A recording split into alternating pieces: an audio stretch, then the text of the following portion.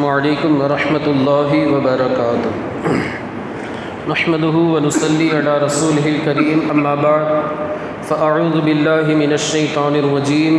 بسم اللہ الرحمن الرحیم ان اللہ وملائکتہ یصلون علی النبی یا ایہا الذین آمنوا صلوا علیہ وسلموا تسلیما اللہم صل علی سیدنا ومولانا محمد معدن الجود والکرم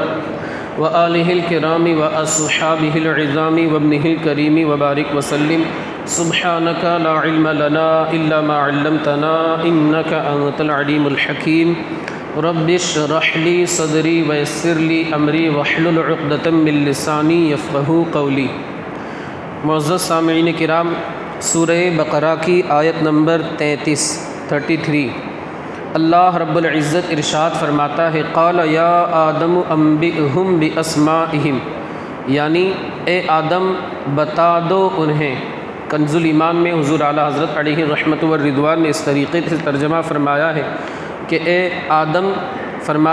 آدم بتا دے انہیں سب اشیاء کے نام۔ فلما انبأہم باسمائہم قال الم اقل لکم انی اعلم غیب السماوات والارض واعلم ما تبدون وما کنتم تکتمون، یعنی اے آدم فرشتوں کو ساری چیزوں کے نام بتا دو۔ اب حضرت آدم نے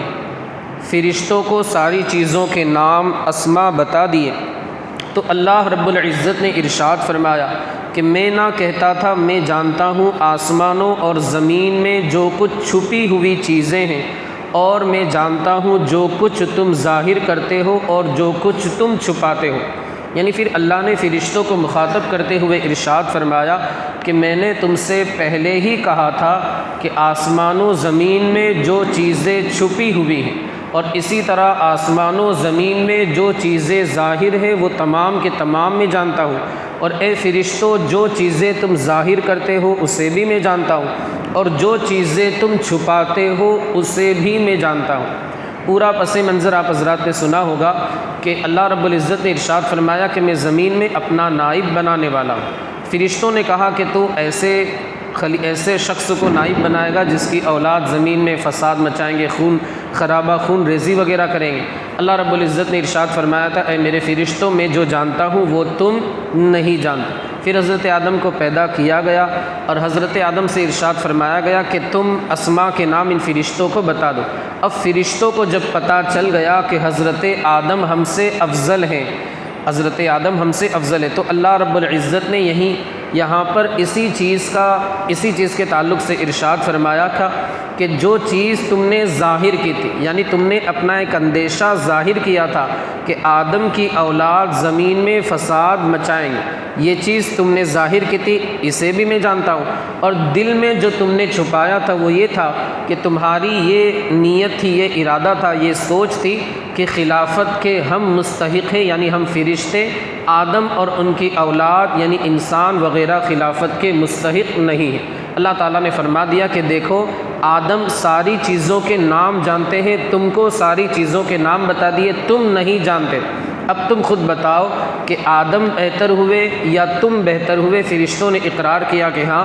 آدم ہی بہتر ہے۔ اور آگے مفسرین کرام یہ بھی فرماتے کہ اس آیت کریمہ سے یہ بات پتہ چلتی ہے کہ انسان فرشتوں کے مقابلے میں افضل ہے۔ کیوں؟ کیونکہ اللہ نے علم دیا تو پہلے انسان کو دیا، بعد میں پھر حضرت آدم سے فرمایا کہ فرشتوں کو بتاؤ، سکھاؤ۔ اب ظاہر سی بات ہے جو بندہ سکھاتا ہے وہ بڑا ہوتا ہے اس کے مقابلے میں جسے سکھایا جاتا ہے، عالم بڑا ہوتا ہے اس کے مقابلے میں جسے وہ سکھا رہا ہے۔ تو اس آیت کریمہ سے یہ بات بھی پتہ چلی کہ حضرت آدم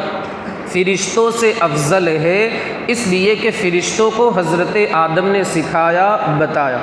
دوسری بات اللہ نے یہاں پر فرمایا وَعَلَّمَ آدَمَ الْأَسْمَاءَ، تعلیم کی نسبت حضرت آدم کو جو اللہ نے تعلیم ارشاد فرمائی تو اپنی جانب تعلیم کی نسبت ارشاد فرمائی، یعنی اللہ نے آدم کو سکھایا تو اللہ کی طرف تعلیم کی نسبت کرنا جائز ہے، یعنی یہ کہنا جائز ہے کہ اللہ نے سکھایا، کیونکہ قرآن مقدس میں صراحت کے ساتھ ہے الرحمن علم القرآن، رحمان نے مصطفیٰ کریم صلی اللہ علیہ وآلہ وسلم کو قرآن سکھایا، لیکن اللہ کو معلم یا استاذ وغیرہ نہیں کہہ سکتے۔ یہ مسئلہ ہے، کیوں؟ اس لیے کہ معلم اور استاذ اسے کہا جاتا ہے جو پیشہ ور ہو، جو پیسے وغیرہ لے کر کے تعلیم دیتا ہو، اسے معلم کہتے ہیں، اور اللہ رب العزت پیسے وغیرہ لینے سے اور کچھ اجرت وغیرہ کرایہ وغیرہ لینے سے پاک ہے۔ اللہ رب العزت یہ ساری چیزوں سے مبرہ ہے، پاک ہے، بری ہے۔ یہاں پر دیکھیں اللہ نے فرمایا اے آدم، کیا فرمایا؟ اے آدم، یعنی حضرت آدم کا نام لے کر کے یاد فرمایا۔ مفسرین کرام فرماتے ہیں کہ اللہ نے حضرت آدم کا ذکر فرمایا تو فرمایا یا آدم انبئہم باسمائہم، اے آدم فرشتوں کو نام بتا دو چیزوں کے، یعنی نام لے کر کے ذکر فرمایا اے آدم۔ حضرت نوح کی بات آئی تو فرمایا یا نوح اہبط بسلام منا، یعنی حضرت نوح کا بھی نام لیا۔ حضرت ابراہیم کا جہاں پر ذکر کیا وہاں بھی کہا یا ابراہیم اعرض عن ھذا۔ حضرت یوسف کا جہاں پر ذکر کیا وہاں پر بھی نام لے کر ذکر فرمایا یوسف اعرض عن ھذا۔ عرض کرنے کا مقصد یہ ہے کہ جتنے بھی انبیاء تھے تمام انبیاء کا ذاتی نام لے کر کے اللہ نے خطاب فرمایا، لیکن جب بات آئی آخری نبی کی، بات جب آئی سید الانبیاء کی، بات جب آئی مختار کائنات کی، تو اللہ نے اپنے نبی کو محمد یا احمد کہہ کر نہیں پکارا، بلکہ اللہ نے اگر اپنے نبی کو خطاب فرمایا، اپنے نبی کو مخاطب کیا تو ذاتی نام لے کر ارشاد نہیں فرمایا، بلکہ فرمایا یا ایھا النبی،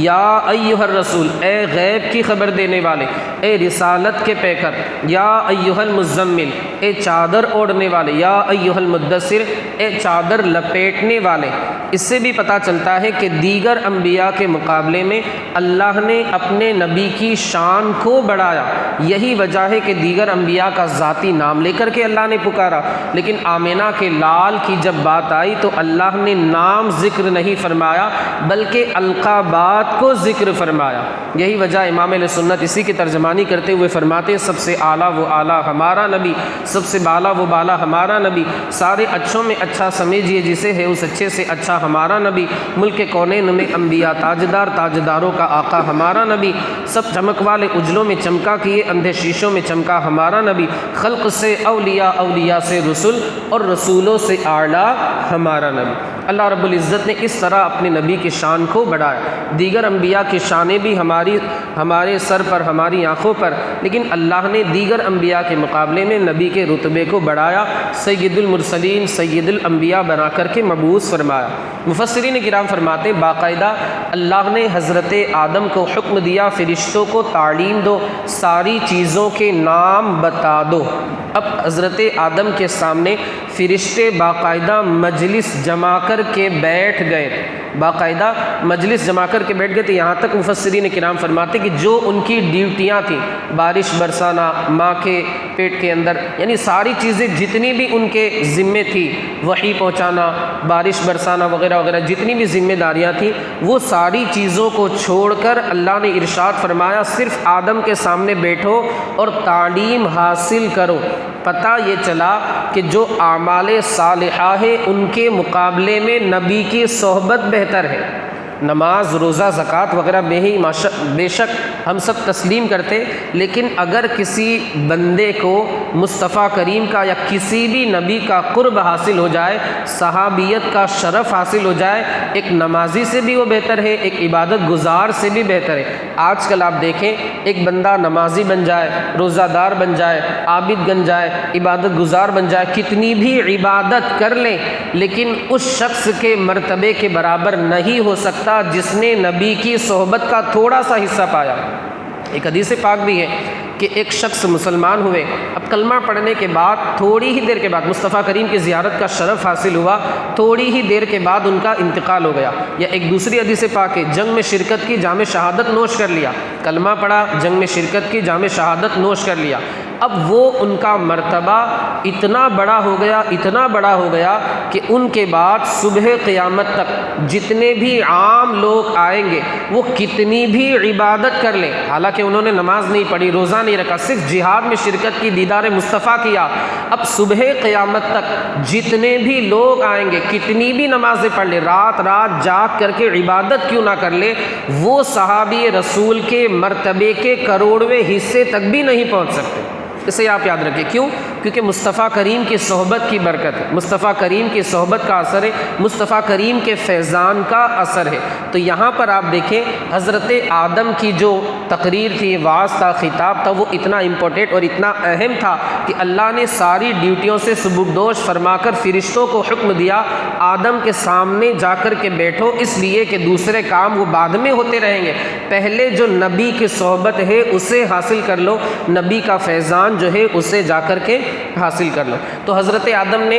جتنا بھی جو کچھ ہونے والا تھا ابتدائے کائنات سے لے کر جو قیامت تک ہونے والا تھا وہ تمام کے تمام بتا دیا، ایک ایک چیز کا علم حضرت آدم نے فرشتوں کو دے دیا۔ ہمارے آقا مولا حضور تاجدار مدینہ صلی اللہ علیہ وآلہ وسلم نے بھی ایک مرتبہ صبح سے لے کے شام تک خطبہ دیا، اور صبح قیامت تک جتنی بھی چیزیں ہونے والی تھی وہ تمام کے تمام ارشاد فرما دی۔ یہ ہمارے نبی کا علم غیب، یہاں تک کہ مسند احمد بن حنبل میں ایک روایت ذکر کی جاتی ہے، صحابہ نے عرض کی کہ ہمیں رسول اللہ نے صبح قیامت تک جو پرندہ حرکت کرنے والا ہے، یعنی قرب قیامت جو پرندہ حرکت کرے گا اس کی حرکت کے بارے میں بھی رسول اللہ نے ہمیں بتا دیا، یہاں تک اللہ کے رسول صلی اللہ علیہ وآلہ وسلم نے ہمیں بتا دیا۔ تو سب سے پہلے جو نبی ہے حضرت آدم، انہوں نے بھی بتا دیا، اور جو سب سے آخری نبی ہے خاتم النبیین آخر الانبیاء مصطفیٰ کریم صلی اللہ علیہ وآلہ وسلم، انہوں نے بھی بتا دیا۔ اس آیت کریمہ کے تحت مفسرین کرام یہ بھی فرماتے ہیں کہ یہاں اللہ اگر چاہتا ڈائریکٹ بھی فرشتوں کو بتا سکتا تھا، لیکن ڈائریکٹ نہیں بتایا بلکہ حضرت آدم کے ذریعے بتایا۔ کیوں؟ تاکہ فرشتوں کو آدم کے ذریعے میرے کمال کا پتہ چل جائے، تاکہ فرشتوں کو آدم کے ذریعے میرے کمال کا پتہ چل جائے۔ الحمدللہ ثم الحمدللہ آج کل یہ ہوتا ہے کہ ہم نبی کے ذریعے اللہ کے کمال کو جانتے ہیں۔ کچھ لوگ معاذ اللہ جو مخالفین ہیں، دشمنی کرنے والے، دل میں بغض اور عداوت رکھنے والے، وہ معاذ اللہ نبی کی شان کو گھٹا کر اللہ کی شان کو معلوم کرتے ہیں۔ وہ لوگ یہ کہتے ہیں کہ معاذ اللہ نبی اللہ کے سامنے چمار کی طرح ہے، معاذ اللہ استغفر اللہ، نقل کفر نباشت، یہ کسی کی بات ہم عقیدے کو نقل کریں تاکہ آپ ایسا عقیدہ رکھنے سے پرہیز کریں، بچیں، اپنے آپ کو بچائیں، اپنی اولاد کو بچائیں، اپنے گھر والوں کو بچائیں۔ ان لوگوں نے معاذ اللہ اس طرح گستاخی کی۔ اب ظاہر سی بات ہے نبی کی اس طرح گستاخی کریں گے تو اللہ کو کما حقہ پہچان سکیں گے؟ ہرگز نہیں پہچان سکیں گے۔ اللہ نے ان کے دلوں سے ایمان کو سلب کر لیا۔ اب وہ لوگ کیا کہتے ہیں کہ معاذ اللہ جھوٹ بول سکتا ہے لیکن بولتا نہیں، معاذ اللہ، صد بار معاذ اللہ، اس طریقے کے وہ لوگ عقیدے رکھتے ہیں۔ تو وجہ یہ ہے کہ ان لوگوں نے نبی کی شان کو گھٹا کر اللہ کی معرفت حاصل کرنی چاہیے، نبی کی شان کو گھٹا کر اللہ کو پہچاننا چاہا۔ ظاہر سی بات ہے جو ایسا کرے گا وہ گمراہ ہو جائے گا، اور جو بندہ نبی کی تعظیم کرے گا، ادب کرے گا، یقیناً وہ اللہ کے کمال کو پہچان لے گا، وہ گستاخی نہیں کرے گا بلکہ وہ تو مچل کر یہ کہے گا وہی رب ہے جس نے تجھ کو ہمتن کرم بنایا، ہمیں بھیک مانگنے کو تیرا آستہ بتایا، تجھے حمد ہے خدایا، تجھے حمد ہے خدایا، یہی بولے سدرا والے چمن جہاں کے تھالے، سبھی میں نے چھان ڈالے تیرے پائے کا نہ پایا، تجھے یک نہ یک بنایا، تجھے یک نہ یک بنایا، تجھے حمد ہے خدایا، تجھے حمد ہے خدایا۔ تو ہم الحمدللہ، ہم اہل سنت و جماعت، ہمیں طریقہ ہمارے بزرگوں نے یہ بتایا ہے کہ ہم نبی کے ذریعے، کسی بھی نبی کے ذریعے اللہ کو پہچانیں۔ پہلے ہم نبی کے کمال کو جانیں، پھر ہم اللہ کے کمال کو جانیں، اس لیے کہ جو شاگرد ہوتا ہے، جو پپل ہوتا ہے، اس کو ہم دیکھتے ہیں تو اس کے استاذ کی قابلیت، اس کے استاذ کی ایبیلٹی کا اندازہ ہوتا ہے کہ استاذ اتنا قابل ہے جبھی تو اس نے اپنے شاگرد کو اتنا کچھ سکھا دیا۔ بلا شبہ بلا تشبیہ و تمثیل، جب نبی اتنی عظمتوں کے مالک ہے تو جب نبی کی یہ شان ہے تو نبی کے خدا یعنی اللہ وحدہ لا شریک کی عظمتوں کا کیا کہنا، اس کی شان کا عالم کیا ہوگا۔ تو اگر دل میں بزرگان دین کی محبت ہے تو ہم اس شعر کو گنگناتے ہوئے انشاءاللہ العزیز اللہ کے کمال کی تعلیم حاصل کریں گے۔ لیکن معاذ اللہ برے لوگوں کے ساتھ ہماری صحبت ہے اور عقیدے میں خرابی آ گئی تو پھر ہم اللہ کے کمال کو کما حقہ نہیں جان سکتے۔ آخری بات عرض کر کے اپنی گفتگو کو ختم کر دوں، یہاں پر دیکھیں اللہ رب العزت جیسا کہ میں نے بتایا ڈائریکٹ بتا سکتا تھا، لیکن فرشتوں کو اللہ نے آدم کے ذریعے آگاہ کیا، واقف کیا، بتایا، تعلیم دی۔ اس سے یہ بھی پتہ چلتا ہے کہ فرشتے بھی اللہ کی معرفت آدم کے بغیر حاصل نہیں کر سکتے۔ یہاں پر دیکھیں آپ، الحمدللہ ثم الحمدللہ ہمارا یہ عقیدہ ہے کہ ہم مصطفیٰ کریم یا دیگر انبیاء کے وسیلے کے بغیر رب تبارک و تعالیٰ تک نہیں پہنچ سکتے۔ قرآن مقدس کا بھی اعلان ہے، یا ایھا الذین آمنوا اتقوا اللہ وابتغوا الیہ الوسیلہ، کہ اے لوگو اللہ سے ڈرو اور اللہ کی جانب وسیلہ تلاش کرو۔ ڈائریکٹ پہنچو گے ایکسیڈنٹ ہو جائے، اکثر و بیشتر ایسا کہا بھی جاتا ہے کہ ڈائریکٹ اگر پہنچیں گے تو ہمیں ہدایت ملے نہ ملے اس کے بارے میں ہم نہیں کہہ سکتے، لیکن ہم جب رسول اللہ کا ادب دل میں رکھیں گے، کیونکہ رسول اللہ کا ادب کرنا قرآن ہی پر عمل کرنا ہے، وَتُعَزِّرُوا وَتُوَقِّرُوا وَتُسَبِّحُوهُ بُكْرَةً وَأَصِيلًا، ادب بھی کرو، تعظیم بھی کرو، اس کے بعد اللہ کی تسبیح بیان کرو۔ تو اگر ہم دامن مصطفیٰ ہاتھ میں تھام کر کے چلیں گے انشاءاللہ ہم اللہ وحدہ لا شریک کی بارگاہ تک پہنچیں گے، لیکن اگر ہم دامن مصطفیٰ کو چھوڑ دیں گے اور ہم یہ سوچیں کہ ہم مصطفیٰ کریم کا وسیلہ دیے بغیر اللہ کی بارگاہ تک پہنچ جائے تو یہ ہماری خام خیالی ہوگی، ہم تو معاذ اللہ ایسا نہیں کریں گے۔ لیکن جو ایسا کرے گا وہ آگے جا کر کے گمراہ ہو جائے گا، وہ ہدایت نہیں پا سکتا۔ جب فرشتوں کو اللہ وحدہ لا شریک کا کمال یا اللہ کی بتائی ہوئی چیزوں کا علم آدم کے بغیر نہیں ہو سکتا تو ہم اور آپ کس شمار میں؟ یہی وجہ ہے کہ ہم اسی طریقے کو اپناتے ہوئے اللہ والوں کا دامن تھامتے ہیں، ان کی عظمتیں دل میں رکھتے ہیں، ان کا وسیلہ ہم پکڑ کر کے اللہ وحدہ لا شریک کی بارگاہ میں دعائیں کرتے، عرض کرتے اور اس شعر کو اپناتے ہیں، وصل مولا چاہتے ہو تو وسیلہ ڈھونڈ لو، بے وسیلہ نجدیو ہرگز خدا ملتا نہیں۔ یہ ہمارا عقیدہ ہے اور یہ فرشتوں کی روش کے اوپر ہی چلنا ہے، یہ قانون الہی ہے، سنت الہی ہے۔ تو ہمیں چاہیے کہ ہم اللہ والوں کا دامن تھام کے رہیں، انبیاء کرام علیہم الصلاۃ والتسلیم کی شان میں گستاخی نہ کریں، بہت بلند و بالا مرتبے والے۔ یاد رکھے جو بندہ انبیاء کی شان میں ادنا سی توہین کرتا ہے وہ بندہ دائرہ اسلام سے خارج ہو جاتا ہے، وہ بندہ کافر ہو جاتا ہے۔ اللہ تعالی ہمیں اپنے انبیاء کا ادب احترام کرتے رہنے کی توفیق رفیق عطا فرمائے۔ مولا جو کچھ بھی بیان ہوا اس کے بیان کرنے میں مجھ سے جو بھی غلطی لغزش خطا خامی ہوئی ہو اپنے حبیب کے صدقے میں اسے معاف فرما۔ مولا اس درس کی برکتوں سے ہمیں مالا مال فرما۔ مولا عز و جل ہمیں قرآن مقدس پڑھنے والا، قرآن مقدس کے مطابق عمل کرنے والا بنا دے۔ ہمارے ان بھائیوں نے درس میں شرکت کی، مولا انہیں اپنی شان کے مطابق اجر و ثواب عطا فرما۔ ان کی کمائی میں، کاروبار میں، تجارت میں، رزق حلال میں خوب سے خوب تر برکتیں عطا فرما۔ مولا ہمارے ان بھائیوں کو پورے گھر والوں کے ساتھ بار بار حج بیت اللہ کی سعادتیں عطا فرما، بار بار مدینۃ الرسول کی مقبول حاضری نصیب فرما۔ وصلی اللہ تعالی علی خیر خلقہ ونور عرشہ سیدنا مولانا محمد وعلی آلہ واصحابہ اجمعین برحمتک یا ارحم الراحمین۔